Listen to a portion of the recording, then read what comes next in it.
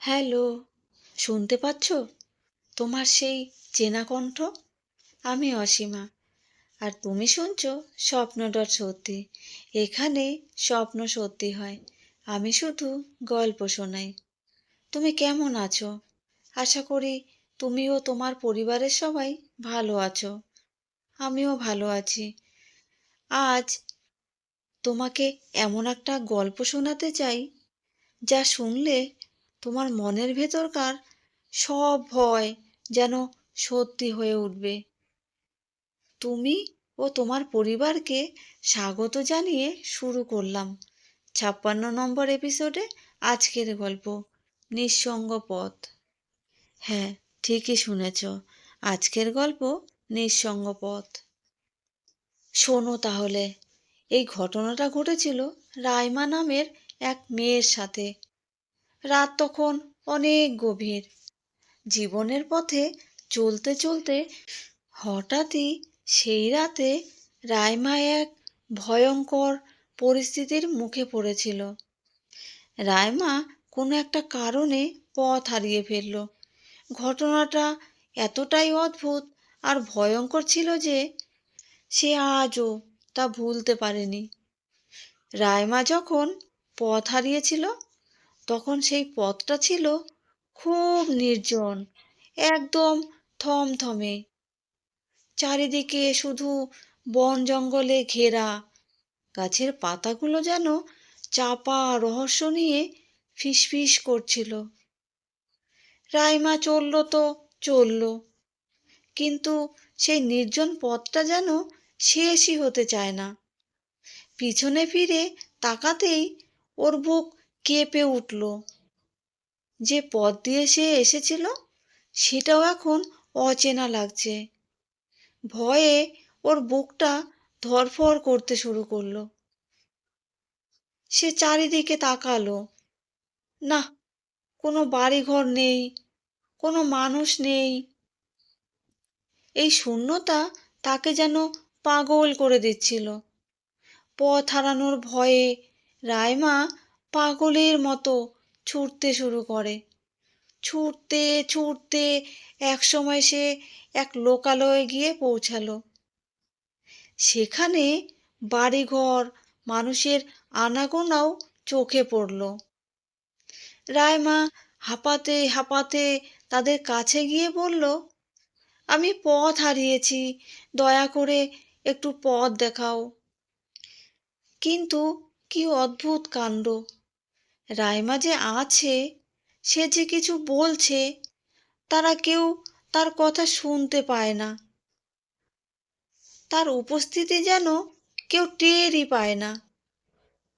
তারা যেন রাইমার শরীর ভেদ করে হেঁটে চলে যাচ্ছে। তখন রাইমার মনে একটা প্রশ্ন এলো, সে কি তাহলে সত্যিই মরে গেছে, যে তার উপস্থিতি কেউ টের পাচ্ছে না? এই ভেবে রাইমা চিৎকার করে কান্না শুরু করলো। কিন্তু কাঁদলেও কেউ সাড়া দিচ্ছে না। পাগলের মতো চিৎকার করে চলতে থাকে আর বলতে থাকে, আমি পথ হারিয়েছি, আমাকে পথ বলে দাও। অনেক চেষ্টার পর এক অলৌকিক উপায়ে একটি পরিবারের দেখা মিলল। অবাক করা ব্যাপার, তারা সবাই অদ্ভুতভাবে রাইমার কথা শুনতেও পায়, দেখতেও পায়। তারা সবাই রাইমার সাথে কথা বলে পথ দেখাতে সাহায্য করল।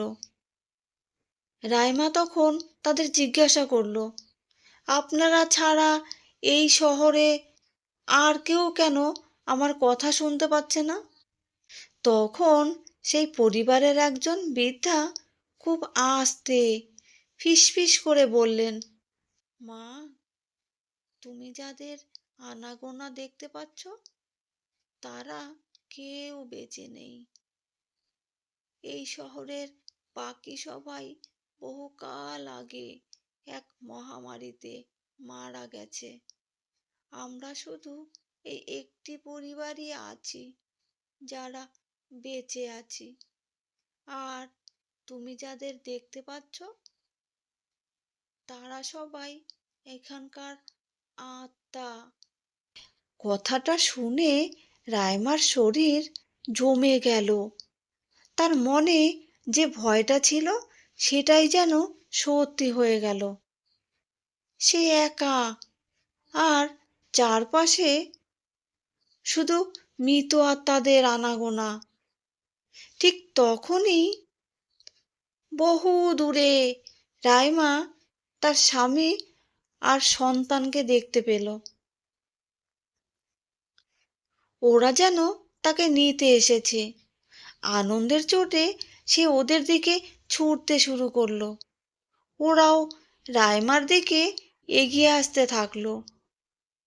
রাইমা ওদের সাথে চলতে থাকে। ওরা রাইমার থেকে একটু আগে, আর রাইমা ওদের পিছনে পিছনে চলতে থাকে। তারপরই ঘটল সেই মর্মান্তিক ঘটনা। যত এগোয় ততই ওদের আর রাইমার মধ্যে দূরত্ব যেন বাড়তে থাকে। ওরা ধীরে ধীরে অস্পষ্ট হতে থাকলো। রাইমা ওদের নাম ধরে ডাকছে, কিন্তু ওরা কেউ শুনতে পায় না। আর একটা সময় গিয়ে কোথায় যেন মিলিয়ে যায়। রাইমা আবার একা হয়ে গেল, আবার পথ হারিয়ে ফেলল। আবার সে অসহায় হয়ে পড়ল। সেই মুহূর্তের একাকিত্ব আর অসহায়তা রাইমাকে গ্রাস করে ফেলল। সে চিৎকার করে কেঁদে উঠল, কারণ এই পৃথিবীতে সে যেন সত্যি নিঃসঙ্গ হয়ে গেছে। আর সেই পথটা আজও তার পিছু ছাড়েনি। তো কেমন লাগলো আজকের গল্পটা? রাইমার সেই পথ হারানোর অসহায়তা আর একা হয়ে যাওয়াটা হয়তো আমাদের অনেকের মনেই একটা না জানা ভয় জাগিয়ে তুলল। জীবন কখনো কখনো এমন অদ্ভুত আর একা করে দেওয়া পথে নিয়ে যায়, তাই না? তোমার যদি এমন কোনো অদ্ভুত অভিজ্ঞতা বা গল্প মনে আসে, তাহলে অবশ্যই কমেন্টে লিখে জানাতে পারো। আর হ্যাঁ, এই গল্পটা ভালো লাগলে একটা লাইক দিতে ভুলো না। আর স্বপ্নটা সত্যিতে তুমি নতুন হলে চ্যানেলটা সাবস্ক্রাইব করে রেখো, যাতে পরের বার যখন আমি তোমার জন্য একটা নতুন গল্প নিয়ে আসব, তখন তুমি মিস না করো। পরের গল্পে আবার দেখা হচ্ছে। সবাই ভালো থেকো, সুস্থ থেকো। শুভরাত্রি।